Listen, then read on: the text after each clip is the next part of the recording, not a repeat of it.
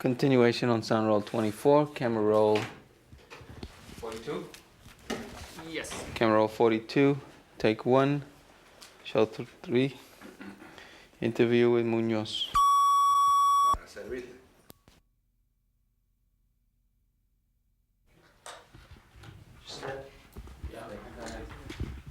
Let's begin. We'll probably do this thing about where your parents came from 5 or 6 times, but tell me where your family came from and why. Where my family came from in Mexico and why? My parents came from the central region of Mexico called Guanajuato, in a city called León. My parents were actually raised in the same neighborhood, but didn't meet until they were here in the States. Actually, they met in Kansas City, Missouri, Kansas City, Kansas, in that section where a lot of the Mexican immigrants who were following the railroad industry and finding work within that industry migrated, and they were married in 1917 and remained married for 50 years. When did your parents arrive in Detroit? My parents arrived in Detroit in 1926. They came, as I understand it, my father came first. The adult males came ahead, and he came in a car, I believe it was a Model T, driven by my uncle, and they had to use a rag to keep the piston going in the motor or something, you know, like a cannibalized kind of barely making a trip. And they came here searching for work, and we had 3 generations of Ford workers, workers in the automobile industry. What? Within my family. Why come to Detroit? I mean, what drew them here? Why not go to San Francisco or New York? Or what drew them to Detroit? Detroit was a haven for people who were looking for work.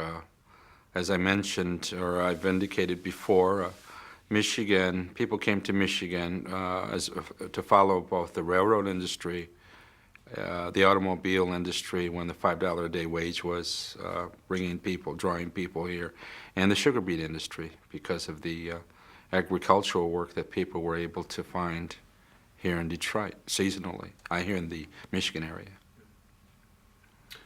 From what you grew up hearing from your parents, had Henry Ford's fame spread into Mexico? Do people know about Henry Ford in Mexico? Do you know? I'm not aware of how far into Mexico word was spread regarding the automobile industry, the need for labor, the demand for labor. But given the fact that the immigration, or I should say the immigrant population, doubled in the United States between 1910 and 1920, and given the political situation at the time in Mexico, that is the Mexican Revolution, where a lot of people were uprooted as they came to the United States looking for work. I'm sure word spread through networks that people had, family members, friends, that there was work up here in these parts. Great.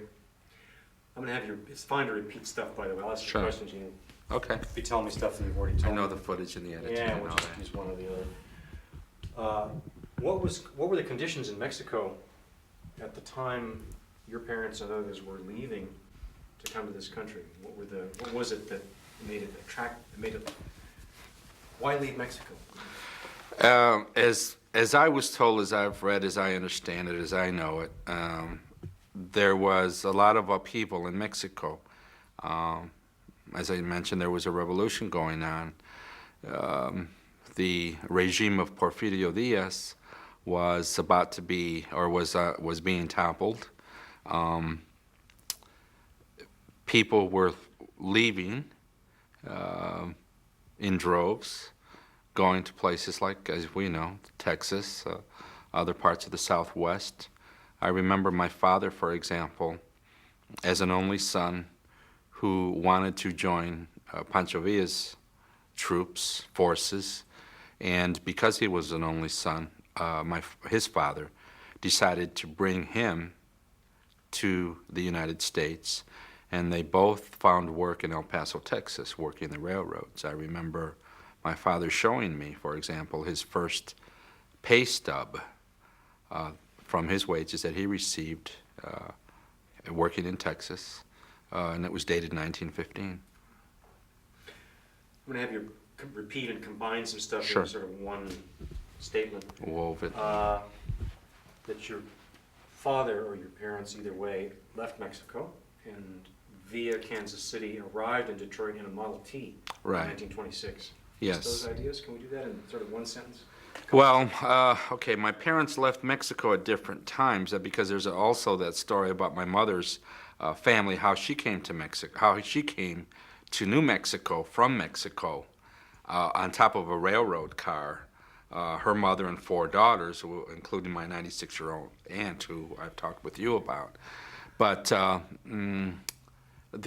people were coming into the States as a result of the political upheaval in Mexico, looking for work, trying to find a new life, bringing their families or their belongings or whatever they had, and following those migration patterns where economic opportunities became available, be they the railroad industry, the meatpacking industry, and as a result of all of that, those migrations northward, the automobile industry, eventually landing here in Detroit, where here we've been for 66 years, into 4 generations.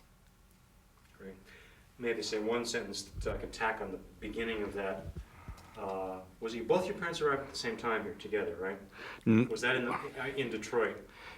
What I want to get at is the idea of arriving in Detroit in a Model T. Okay, my mother and father did not arrive in Detroit at the same time, but how should I say this? My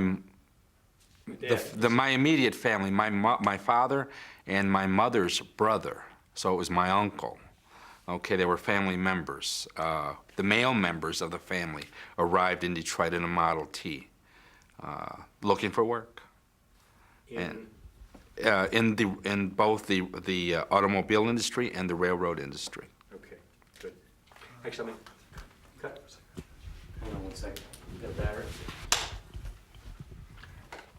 A list of places where people came from, place names in Mexico. As I understand it, people came from, for example, the states of Guanajuato, Michoacan, San Luis Potosí, of course, Mexico City, and Jalisco. And then some of the northern parts were, what was it? God, I forgot, but let's go with that. When your father and uncle arrived in Detroit, what other kinds of population were coming to Detroit at that time? Can you fill us in? What I want to get at is the diversity of people coming really from all over the world. Yeah, it's difficult for me to say because I haven't really heard a lot of what other populations were arriving at the same time, but I know that there were, for example, Irish neighborhoods, there were German neighborhoods, there were Polish neighborhoods, some of which are still in existence today. Examples are Hamtramck, and there are many remnants of those still remaining in the Detroit area. We find that, for example, by landmarks, whether they be churches, clubs, organizations, bakeries, restaurants, those kinds of establishments. Okay, we're going to change film.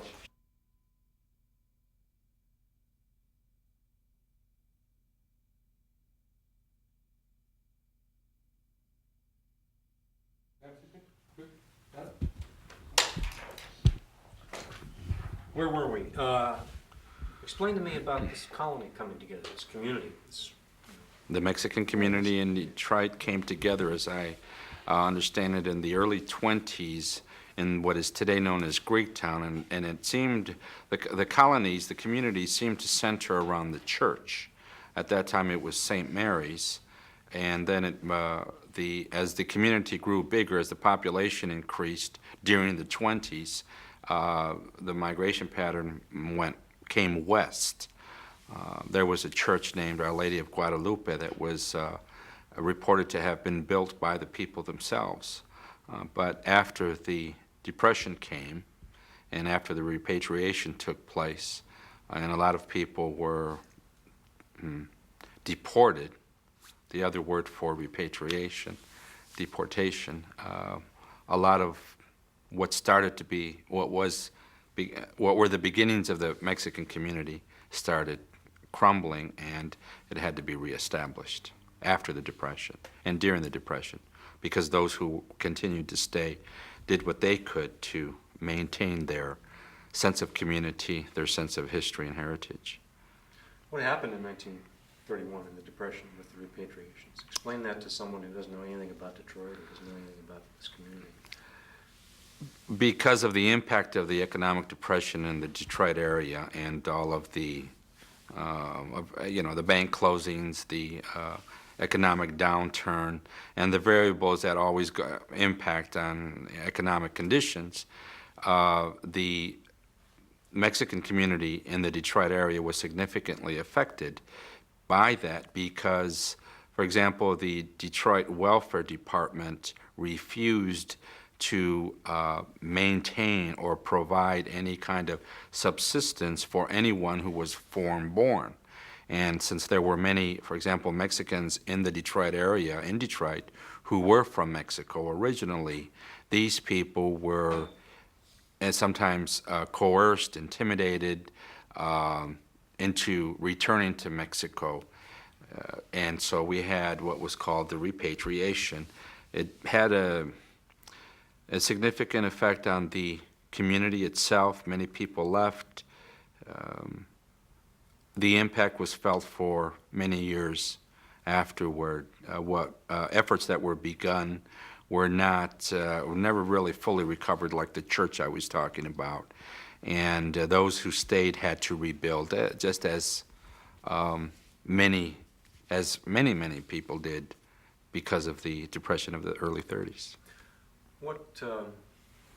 As you were growing up, were there specific stories that you heard about the repatriation? Were there tales of people, I'm talking about things that you yourself actually heard from your uncles or your parents, or any incidents or anecdotes about? Yes. People who I've talked with who lived through that repatriation, the stories seem to be the same. They were intimidated into going back. They were told that their passage, their transportation costs by railroad would be paid to return to Mexico. They were in fact paid for, but they were left at the border, and from there left to go on their own. If you want to talk about significant historical figures like Diego Rivera, he played a role in helping Mexicans from Mexico in organizing themselves in going back. In other words, he took part of his commission earned to do the mural at the Detroit Institute of Arts and used part of that commission to help pay for these transportation costs for the repatriados. What about your own family at that time? My parents were also, actually, my family was affected by it. I had my late uncle, my mother's brother, late brother, did take his family back. So there was an uncle on my mother's side who did return to Mexico as a result of the repatriation. And to this day, I have relatives in Mexico who were born in Detroit, just as I have relatives in Detroit who were born in Mexico. My parents were also told that they had to return, but my parents refused to be intimidated into returning, since my father always felt that as a result of why he came to the United States, even though he had that nationalistic feeling that once a Mexican, always a Mexican, and he would die a Mexican citizen, which he did, that he came here to find a better life, and he was steadfast in his purpose, and that caused him to remain. Good, good. want to talk more about the repatriations. Was that a painful time? I mean, obviously it was, but can you, to an audience that doesn't know what happened then? As I have been told, and I've done research and examined the question, it was a painful time for many reasons. Having to return to an unstable country after having had to uproot oneself to come here from Mexico, having been told that you had to return, having been told that there was no way for you to maintain yourself or your family, and having to face the consequences and really being left on your own, caused many people, though, to also become more of a closely knit community. As we talk, for example, to people who are still with us, who lived through those times, we'll hear those stories, that the families became closer, whether it was my family, my cousins and my aunts and uncles and their neighbors, and the people in the same neighborhood on the same block. And having talked, for example, with a lady yesterday at a funeral home, I hear the same story. People became very close, so the community kind of bonded itself together as a means of survival. Were there ways that the people helped one another? Yes, there were many ways that people helped one another.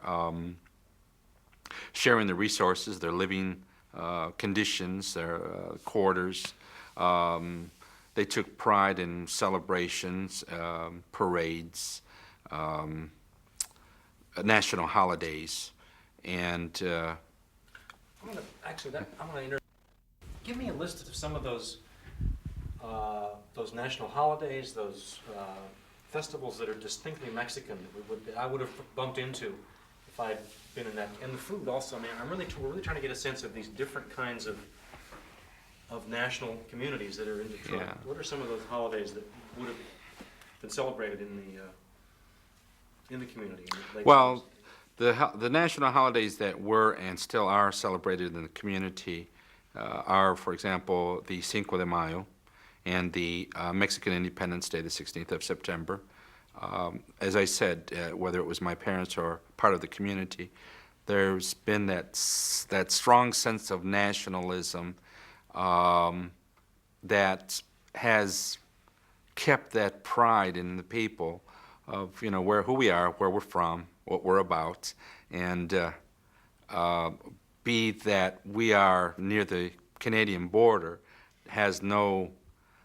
doesn't mean that because of the distance that we're not as close, for example, as people who live in California or Texas, but there are people here who continue on with those traditions. It's a strong sense of history. And the foods, the traditional, whether it's those food, those dishes that we all know, the traditional rice and beans, the tortillas, the pollo, the tamales, the kinds of foods that are served up on during Lent or during the Christmas holidays. They continue. They're passed on to generations, and I find it to be, well, it's a warm feeling. It's a feeling of pride, and it's a feeling of national identity that I think we see pockets of, not only in the Mexican community, but in other communities here in the Detroit area. There's that strong, I think, ethnic tradition that resounds in this area. Good. Where did your father finally, let's go back to 1926, where did your dad end up working?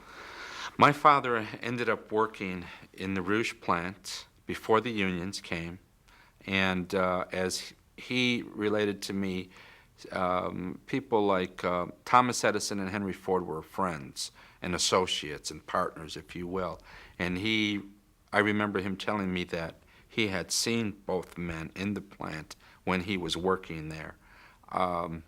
It was a short-lived work career in the Ford plant, given the conditions, and again, before the unions, before the workers were organized. But there he lived to tell me a lot of what affected him, whether he saw Pancho Villa during the Mexican Revolution, Henry Ford and Thomas Edison here, or Diego Rivera when he was sponsoring transportation costs for the repatriados. Why was it a short career?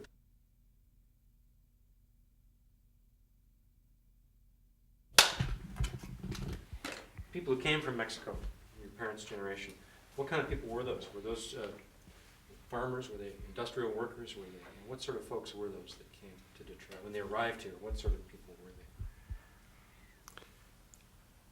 From what I can, of my perception of the people who came from Mexico to Detroit were people who were barely able to survive the political and economic conditions of the time during all that civil strife. And I think they were a combination of people who came from the rural areas and from the small but growing cities. Uneducated, minimum. My parents, for example, both had reached 3rd and 6th grades, respectively, my mother and my father. So they were very uneducated and poor by today's standards, but determined and wanting to better their life, be in a better position to provide for their families. Was it they arrived here and there's this factory, the Rouge, right? Do you sense that there was difficulty adjusting to this sort of lockstep industrial? I mean, you worked in an assembly line, you know what that's like. You think that may have been a tough thing to adjust to? I think for many people it was a difficult thing to adjust to because they were not accustomed to that disciplined routine. If they worked on the railroad, in the railroad industry, they may have worked in crews and they worked outside. If they worked in the agricultural, in the fields, again, they were in the outside development, environment, and the outside elements. But when they came to work within a structured, regimented job on the inside of a big building dominated by machines with a speed-up line, and you felt yourself a cog in a machine, it was very difficult for a lot of people to adjust to. And I think that's why in the 20s, even though the $5 a day wage was an attractive incentive for people to come to this area to find work, Ford also had, those plants also experienced a high turnover rate. People were just not accustomed to having to make a living in conditions and in an environment that was totally new and foreign to them. You worked on an assembly line you worked. I worked in a plant. Yeah, you worked in a plant. I don't want to talk about Highland Park in the 1960s or 70s when you were there, but just in general, what is working on an assembly line like for someone who's never done? I mean, if you had to explain it to my son who's never done, what should he expect? You would expect to find drudgery and monotony, in that you would almost have to find yourself an automaton and not really having to do a lot of thinking depending on what your job assignment was. If you were to, for example, put nuts and bolts into a chassis, fastening transmissions and engines and rear axles together, or if you were going to put fenders or tires, or if you were going to be the driver driving the vehicle off the assembly line, how much of it was how much pride was there in doing, let's say, quality workmanship as opposed to meeting a deadline. We got to make sure that we've produced so many items, and we have to be almost fearful that the line doesn't go down because then we're going to fall behind. And it's a constant cycle. It's a constant routine that many people have been able to sustain working 20, 30 years Others will not tolerate those conditions after a while. And I myself, well, I think I had had my share, and I wanted to continue on with my education. And so I took a different turn. I'm going to go backwards. I'm going to drive you nuts. I'm going to have you talk Go about ahead, your John. dad That's arriving. fine. I'm with Because we you. have a lot of other people describing their families arriving Sure. in Detroit. One sentence. My father and my uncle arrived from Mexico in Detroit in the Model T, 26, looking for work. My father and uncle arrived from Kansas City in an old Model T, barely making it to Detroit, looking for work in the Ford plant. Good. Let's cut for a second. On camera. The first, let's see, what were we doing here? Father and uncle, okay. Okay, My father and uncle arrived from Mexico via Kansas City in an old car looking for work in the Ford plant. great, good. Depression memories, painful stories that you heard? Stories that I heard, people had to live, for example, in boxcars. People had to struggle. I heard, for example, that people would, if they saw coal stacks or milk cartons on other people's porches, when nobody was watching, those would be lifted. But I think what I find that sustained a lot of people was that people worked together in their struggle, in their common struggle to survive. Sharing living quarters, sharing resources, and developing friendships that I have experienced have lasted to this day. Good, that's a good note to end on. Great. Yeah. You said old car, not Model T, does it matter? We can steal Model T from an earlier one. Okay, it's okay. Yeah, You want to do it again? yeah, why not? Sure, why not? Still rolling?